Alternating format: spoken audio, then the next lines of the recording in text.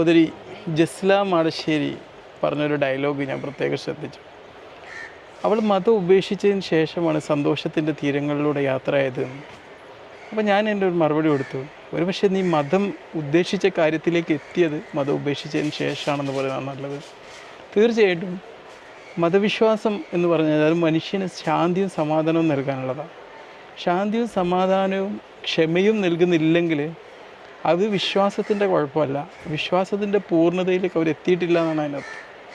പലപ്പോഴും എന്തുകൊണ്ടാണ് മതമാണെങ്കിലും മതമില്ലായ്മയാണെങ്കിലും ഒരു മനുഷ്യന് സമാധാനം നൽകാത്തതെന്ന് പറഞ്ഞാൽ അതൊരുപാട് റെസ്ട്രിക്റ്റഡ് മൈൻഡിൻ്റെ കുഴപ്പമാണ്, അത് ഹ്യൂമൻ മൈൻഡിൻ്റെ കുഴപ്പമാണ്.